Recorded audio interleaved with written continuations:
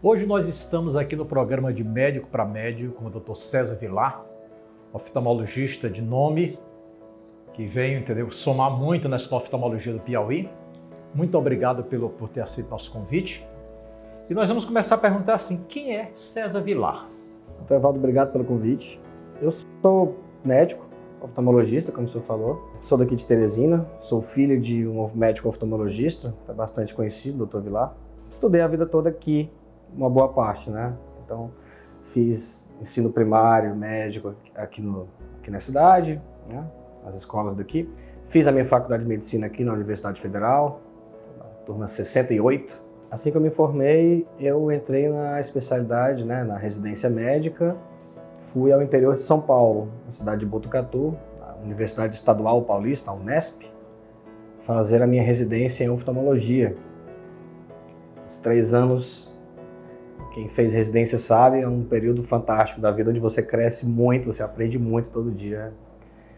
E depois desses 3 anos, quando eu me formei oftalmologista, eu fui a Brasília, onde eu fiz 1 ano de especialidade em cirurgia de catarata, com um grande cirurgião, hoje meu mentor, Dr. Takashi, lá de Brasília. No ano seguinte, eu fui aos Estados Unidos, morei 1 ano nos Estados Unidos, em Houston, no Texas, onde eu fiz mais 1 ano de especialidade em cirurgia de catarata e cirurgia refrativa, com foco também em pesquisa nessa área, né, de cirurgia de catarata e cirurgia refrativa. Tem alguns trabalhos publicados na área, em algumas revistas, com o meu professor, eterno mentor, Dr. Douglas Koch, lá em Houston. Depois desses dias, de muitos anos de estudo, meu pai chegou e falou o seguinte: tá bom de malandragem, pode voltar que aqui tem muito trabalho para você. E já estava na hora mesmo, então retornei a Teresina para começar realmente a trabalhar. Eu fui abençoado de ter já um lugar para trabalhar assim de pronto, né? O hospital, a clínica que meu pai construiu. E isso foi em 2018 e cá estamos, né? Aos poucos a gente vai atendendo as pessoas e as pessoas começam a gostar do serviço, do atendimento e vão aos poucos comunicando umas com as outras e cá estamos. Se você não fosse médico, César, você seria o quê? Nossa, que pergunta difícil. Eu acho que eu daria aula de alguma coisa. Eu adoro explicar o que eu sei, adoro explicar, adoro ensinar. Mas eu gosto muito de música. Eu acho que eu talvez teria me enveredado pelo caminho da música. Estudar música talvez seja uma coisa que eu gostasse muito de fazer. Você toca algum instrumento musical? Eu tenho até vergonha de dizer, mas eu toco, sim. Eu toco violão, eu gosto de cantar. Participei de banda na época da adolescência, fase de faculdade ali, eu tocava banda com os amigos, assim, música popular. Nunca me dediquei ao ponto de ser um grande instrumentista, mas eu acho que se eu me esforçasse ali um pouquinho naquele caminho, quem sabe, se eu não tivesse uma faculdade de medicina para fazer, quem sabe eu tivesse conseguido mais habilidade, né? Mas na tua infância, na tua adolescência, tu já sofria alguma, assim, não vou dizer pressão, mas assim, uma influência para fazer medicina pelo fato do pai já ser médico? Eu não vou dizer, da minha família, meu pai e mãe, não muito, mas do resto do mundo, sim. Todo mundo, né, as pessoas, os familiares assim que chegavam, olhavam para o meu pai, que eu sempre me inspirei muito, sempre foi um orgulho muito grande para mim. Olhavam para meu pai, olhavam para tudo que ele estava construindo ao longo da vida profissional dele. Foi um dos primeiros, acho que dos primeiros 10, 15 oftalmologistas de Teresina, se não me falha a memória. E as pessoas olhavam e já pegavam no meu ombro assim: tem que fazer oftalmologia, medicina para continuar o que seu pai fez. Eu, tá bom. E meio que foi uma coisa natural, né? A gente estudava direitinho na época, na escola, naturalmente a gente vai gostando das disciplinas, vai tirando notas boas e tal. E a gente é muito novo para escolher, né? Mas eu tinha esse direcionamento de ter um pai que construiu bastante, que era uma inspiração para mim, não vou dizer como profissional, porque eu não conhecia como é que um oftalmologista trabalhava, não tinha a menor ideia. Por mais que as pessoas achem que eu vivia lá, não, eu era uma criança normal. Eu não acompanhava meu pai no trabalho quase nunca. Mas ele era uma figura para mim, como é ainda, uma figura de muita inspiração, de muito exemplo, né? E você tendo um exemplo desses, você naturalmente acha, bom, não sei qual é o caminho certo, mas aquele é um caminho certo. Então deixa eu tentar seguir aquele caminho, vai que dá certo. Então quando eu entrei na faculdade de medicina, o senhor bem sabe, a oftalmologia é uma das disciplinas que ninguém... Muito pouco, né? O estudante de medicina quase não tem contato com a oftalmologia, tem muito pouco. E eu também tive muito pouco. Eu tinha uma faculdade para fazer e eu não fui aquele cara que cheguei na faculdade já bitolado na minha especialidade. Eu vou tentar aprender um pouco de tudo. Durante esse período, quer dizer, claro que existia na tua cabeça a oftalmologia, mas assim, durante o período da graduação, você pensou em fazer em outras especialidades? A pediatria foi um dos estágios que eu mais gostei de passar. Eu ainda hoje sou apaixonado pelo hospital infantil, foi um dos hospitais que eu mais tive prazer de trabalhar, porque o clima é muito bom tratar de criança, é um paciente inocente, né, que está ali sofrendo, não sabe dizer porquê, só quer se ficar bom. A mãe, coitada, só quer saber da criança ficar boa, então existe uma cumplicidade muito boa, diferente às vezes de outras especialidades que tem muito de entrelinha, né, na comunicação. Tem muito de segundas intenções de muita gente, mas lá não, lá era muito reto, né? As coisas funcionavam, tentavam funcionar, as pessoas tinham vontade de fazer funcionar. Então isso era bom, e eu gostava muito, eu gostei muito de pediatria, e eu já gostava muito de cardiologia. Nossa, cardiopediatria é muito legal. É difícil realmente examinar um coração pequeno, uma criança e desenvolver um raciocínio. Eu tive excelentes professores de cardiologia, tive excelentes professores de pediatria. Eu pensei assim, caramba, se eu não fosse ser oftalmologista, eu acho que eu seria cardiopediatra. Mas teve assim um momento assim que você ficou bem em dúvida e você optou pela oftalmologia? Deu vontade, mas é aquela história, esse é um caminho totalmente escuro, que eu ia ter que seguir, que eu gostava, mas não sabia se eu tinha vontade de fazer aquilo o resto da vida. Então eu tive que optar, poxa, que escolha difícil, né? Um caminho que provavelmente vai dar certo e que, assim, o pior que pode acontecer é eu não gostar e ter que fazer outra coisa simplesmente por não gostar. Mas será que eu não vou me dar o direito de tentar gostar disso que meu pai trabalhou a vida inteira? Isso não pode ser tão ruim assim. Ou não, vou ter que escolher de cara já abdicar disso e ter que escolher um caminho que eu ainda tenho que desbravar tudo do zero. Eu pensei, olha, nem sempre eu escolho o caminho mais fácil não, mas também a gente não precisa tornar a vida tão difícil, né? Se a gente tem um caminho para seguir que já por si só já não vai ser fácil, acho que esse é o caminho. Então eu decidi pela oftalmologia, assim, não que eu não tenha gostado de outras coisas, mas eu já estava decidido sim a fazer desde que comecei o curso. Foi uma coisa que te surpreendeu? Era aquilo que você achava? Você gostou? Como é que foi essa tua entrada no mercado de trabalho? Vou voltar um pouquinho. Antes de falar da entrada no mercado de trabalho, eu vou falar do primeiro mês de residência. A única época da minha vida que eu pensei em largar a oftalmologia. Primeiro ano de residência, primeiro mês, a oftalmologia é uma especialidade difícil porque ela trabalha de forma muito específica, né? O olho é difícil de examinar, entre aspas, porque você precisa de aparelhos específicos e você tem que dominar esses aparelhos. Lâmpada de fenda, oftalmoscópio direto, lentes específicas, a sala escura, tudo isso, para quem não está acostumado, é super difícil no começo. E a pessoa tem dois olhos, e tem a parte da frente do olho, tem a parte do fundo do olho. Fora isso, ela é uma pessoa, ela tem nome. Então eu terminava de examinar e já não lembrava mais do começo do primeiro olho, né? Então isso dava um revestrez. E eu trabalhava no hospital lá no interior de São Paulo, como eu falei, onde eu fiz minha residência. Era um hospital geral, tinha tudo, né? E eu via os residentes das outras especialidades da clínica falando de coisas que eu sabia. Eu era um bom estudante de medicina. Eu sabia sobre pneumonia, sabia de diarreia, sabia das coisas que os médicos tratam. E eu lembro que eu discuti até com uma preceptora minha, na época do serviço de retina. Ela falou, eu falei para ela, olha, não tá legal, não tô conseguindo examinar os pacientes, não tô me sentindo bem, não sei se isso é para mim. Aí ela bateu no meu ombro e falou assim, isso acontece com 100% das pessoas. Não precisa ter ansiedade, é difícil mesmo no começo. Não se preocupem em conseguir agora, só tenta. Tenta todo dia. E tem uma hora, doutor Evaldo, que a ficha cai. E do nada você percebe que você está vendo as coisas, você está fazendo o diagnóstico, está discutindo os casos e está conseguindo conduzir. Aí começa a ficar gostoso, porque você começa a fazer sentido. Então, esse primeiro contato com a oftalmologia foi fundamental para dizer assim, não, agora sim, agora eu vou. Vou dizer que houve um segundo momento lá no curso de residência que a gente sofre um pouco, mas eu sempre digo que o crescimento sempre vem com uma boa dose de sofrimento, né? Que é quando a gente começa a operar mesmo. E se operar qualquer coisa já é relativamente desafiador, você imagina operar o olho. E para um residente, É muito desafiador porque é o olho de alguém que está na sua mão. E você não tem habilidade. Por melhor que você tenha treinado, você não tem habilidade. São suas primeiras cirurgias, então você ainda está aprendendo. Tem alguém do seu lado lhe dando dicas, lhe orientando, mas a cirurgia é sua. Então você não pode errar, pelo menos até tal ponto de prejudicar a pessoa. Quem que dorme? Eu sonhava com as cirurgias do outro dia. Eu ia dormir pensando em operar, eu ia dormir... Não dormia, na verdade, né? Eu ficava sem dormir. Mas você cresce com isso, né? E quando você vê que você passou o dia no bloco cirúrgico, operou bastante, viu, e depois viu os pós-operatórios e ficou tudo bem, você diz assim... Caramba, deu certo. Agora sim. Se eu duvidei um dia de mim, agora eu não duvido mais. E por aí vai. Né? Então, depois desses anos todos de estudo, quando eu voltei a Teresina, que eu entrei realmente no mercado de trabalho, aí é que a gente vê que na prática a teoria é outra. Né?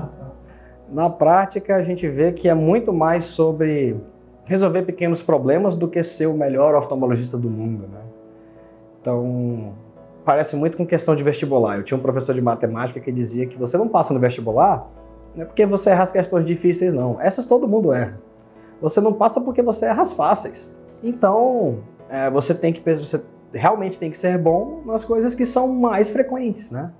E foi isso que eu percebi. Não preciso realmente lembrar das síndromes mais raras que eu estudei na minha faculdade, das coisas mais difíceis que eu operei. Não, 90% das coisas tem que ser assim, rotina. E essa foi a primeira lição que eu aprendi nos primeiros meses. Loxa, eu fazia tanta coisa diferente, mas nada disso interessa, né? Porque agora aqui é só mesmo isso todo dia. Então essa foi a primeira percepção da entrada no mercado de trabalho mesmo. Foi que é muito rotina e que você tem que fazer aquela rotina bem, porque aquilo é satisfatório, é aquilo que as pessoas querem. E você tem que estar estimulado a fazer a rotina bem. Não adianta você se cansar, chamar de rotina e fazer mal feito. Tem que fazer a rotina bem feito, porque é aquilo que as pessoas querem, afinal de contas, né? Casos difíceis vão ser difíceis para todos os médicos. Você tem que estar preparado? Claro. Mas você só vai saber tratar os casos difíceis se você começar a tratar os casos fáceis ou de rotina bem feito. Tem algum caso que você se lembra assim, durante essa tua vida profissional que te marcou pelo que você fez pelo paciente? Teve um caso de uma criança que chegou para mim com o olho furado. Foi um acidente numa cerca. A criança furou o olho numa cerca de arame farpado. Chegou para mim com 5 dias do olho furado. Saiu rodando aí para o hospital, ninguém resolvia e tal, chegou em mim. A criança estava com o olho já meio deformado, catarata, traumática, córnea com a laceração. A gente fala para a mãe, vamos fazer o que a gente pode fazer de melhor. Eu sei que a gente precisa operar para dar uma chance desse olho enxergar. Se eu não fizer nada, pode esquecer. A gente fez. Fiz a primeira cirurgia, consegui suturar a córnea, consegui recuperar a câmara anterior, consegui limpar a catarata. E para minha surpresa, boa surpresa, nos primeiros 2 semanas de pós-operatório, a criança estava muito bem. Por sorte, a cicatriz não pegou exatamente o centro da córnea, então, mesmo sem cristalino no olho, eu consegui fazer uma refração onde ela via, pelo menos a metade da tabela, nossa, esse olho vai enxergar. Aí eu programei uma segunda cirurgia para colocar uma lente dentro do olho, realmente fixar uma lente. Já não tinha suporte, então eu tive que fixar a lente. Talvez tenha sido a fixação mais bonita que eu já fiz na vida, não sei se porque era uma criança, então eu estava mais estimulado ainda a fazer, mas ficou tão bom. No outro dia a criança já disse que já estava vendo tudo, a mãe impressionada, eu mais ainda, porque o olho chegou para mim furado, então a gente não costuma dar muita esperança quando esses casos chegam para a gente sempre prepara para o pior. Mas a criança estava tão bem, a mãe preocupada, doutor, ele ainda pode brincar? Eu, não só pode, como deve, ele está ótimo. Ele está enxergando tudo, eu quero que ele enxergue mesmo, se fosse para não enxergar, nem teria operado. Então, esse foi um caso que marcou muito, porque muitas vezes a gente desiste, eu vejo colegas desistindo desses casos difíceis, já falam logo, olha, aqui não tem jeito, melhor não mexer porque não vai dar certo. E às vezes não dá mesmo, mas a gente precisa tentar. Se existe uma pequena chance, lógico, você tem que pesar risco e benefício de tudo que você faz. Não estou dizendo para você sair metendo a mão em todo tipo de situação. Mas se existe uma pequena chance, se o risco daquilo se o benefício supera o risco, Você tem que deixar claro para o paciente e tentar. Se você se sente capaz, tentar. Porque mesmo às vezes não dando certo, a pessoa é grata. Mas se der certo, a pessoa vai ficar tão feliz em você também que você ganha dia. A medicina é isso, a felicidade de tratar bem as pessoas.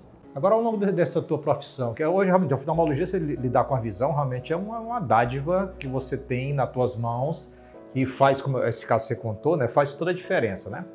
Mas o que acontece? A gente observa hoje em dia, César, que as pessoas em outras especialidades, por exemplo, cardiologia, ginecologia, eles sempre fazem aquela, todo ano eu vou no cardiologista ou vou no ginecologista para fazer um check-up, eles se preocupam, entendeu? Alguma patologia que possa acontecer. Na oftalmologia tem alguma coisa semelhante? As pessoas se preocupam em fazer todo ano lá fazer a revisão, alguma coisa assim ou não? Geralmente quem usa óculos vai uma vez por ano no oftalmologista trocar o óculos. Só porque ralou muitas vezes, né? Geralmente é isso que acontece. Então isso é um problema, na verdade, né? O grande problema da oftalmologia é que a maioria das doenças que causam, às vezes, perda de visão irreversível, como o glaucoma, por exemplo, são absolutamente assintomáticas. Não causam nenhum tipo de sintoma enquanto não chegam numa fase avançada. A pessoa não percebe que está perdendo a visão. Porque não sente mesmo, a visão é perfeita, você testa no consultório, se você não fizer um exame bem feito, procurar a doença, você não acha. Por isso que eu falo, tem que medir a pressão de todo mundo, tem que olhar o nervo, ou tentar olhar o nervo óptico de todos os pacientes que entram no consultório, porque é assim que você tria glaucoma. Assim como outras doenças, então hoje uma doença que piora muito a visão das pessoas, e tem tratamento, e tem prevenção inclusive, é a degeneração macular relacionada à idade, a famosa DMRI. Então ela tem algumas formas, mas em suma, se você fizer um exame sumário da mácula, você consegue identificar ela no começo e tomar medidas que retardam a progressão ou impedem que ela vire uma doença que vá prejudicar a sua visão no futuro. Posso citar a retinopatia diabética, então quem tem diabetes é importante fazer um exame oftalmológico uma vez por ano, nem que não esteja sentindo nada. Por quê? Porque o diabetes, mesmo ele bem controlado, a pessoa pode desenvolver retinopatia diabética, por mais louco que isso possa parecer. Os estudos mostram que em 10 anos uma pessoa com diabetes tem uma chance, acho que, não lembro agora a porcentagem, mas uma chance alta de desenvolver retinopatia diabética, mesmo o diabetes estando controlado. E não é a realidade da maioria dos diabéticos, infelizmente, a maioria dos diabéticos não faz um controle muito bom. Isso é um problema. O Conselho Brasileiro de Oftalmologia recomenda que as pessoas vão ao oftalmologista pelo menos uma vez por ano, em especial a partir dos 40 anos, que é quando você consegue fazer melhores diagnósticos. Então a mensagem que fica é essa: procure um oftalmologista, especialmente se você nunca foi. Fazer um exame da sua visão, saber se você enxerga bem. O ser humano ele é incrível, ele consegue se adaptar a situações de visão ruim. Então, eu não enxergo bem, mas eu dou um jeito. A pessoa chega mais perto, a pessoa muda a luz, ajusta as coisas de tal forma que ela consegue trabalhar. Daí quando ela chega no consultório que ela descobre que ela tem alguma coisa que você consegue melhorar, ela fica, nossa, quer dizer que eu não enxergava, agora é que eu enxergo. E hoje em dia, com a avanço da tecnologia, você vê que você falou que a partir dos 40 anos que a pessoa realmente deve ir pelo menos todo ano para poder fazer uma reavaliação. Mas esse pessoal mais jovem, entendeu? Criança que estão muito ligado com o celular, com o computador, com o tablet, isso na idade de infantil mesmo. Como é que você vê, como é que você avalia a situação? Eu avalio da seguinte forma: tem coisas que são inexoráveis, né? Não adianta a gente querer mudar a roda, né? Fazer a roda voltar. As pessoas vão utilizar e vão utilizar cada vez mais aparelhos eletrônicos, e as crianças também, isso é um caminho irreversível. Mas a gente tem que saber dosar, porque a gente já sabe as consequências, ou já está começando a aprender as consequências do exagero com certas coisas. Então, já está mostrado, já está bem evidente na literatura que as crianças em fase de desenvolvimento, quando passam muito tempo olhando para perto, não precisa ser o tablet, mas a gente estava conversando antes, né? Qual é a criança que passa 7 horas olhando para um livro? Não passa, não chama a atenção tanto assim. Mas o tablet, o celular chama, né? Vídeo, jogos, isso prende muita atenção. Então a criança consegue passar 7, 8 horas seguidas olhando para o aparelho.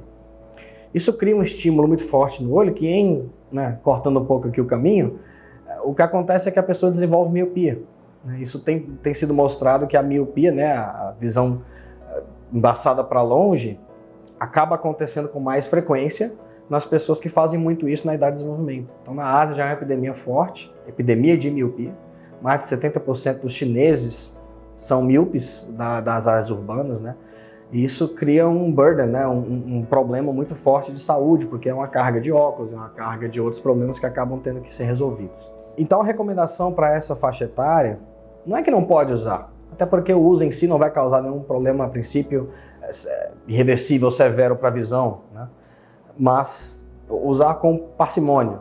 Então está mostrado que se você tiver uma atividade ao ar livre por 30 minutos, olhando para longe, sem anteparos, né? Uma brincadeira numa área aberta, pode ser um quintal de casa, pode ser um parque, uma praça, já reduz essa incidência de aumento de grau. 30 minutos por dia com exposição solar ajuda bastante. Então isso é uma preocupação que a gente tem em especial com essa é uma dúvida importante que as mães têm. Não precisa demonizar os aparelhos, é tudo uma questão de equilíbrio. Precisa realmente perceber que existe o problema, que ele pode ser solucionado e buscar as soluções para esses problemas, né? Nós conversamos aqui com o Dr. César Vilar, batemos um papo muito descontraído, com muita informação interessante. Dr. César, muito obrigado pela sua participação. Obrigado, Dr. Evaldo, pelo convite. É um prazer conversar com o senhor.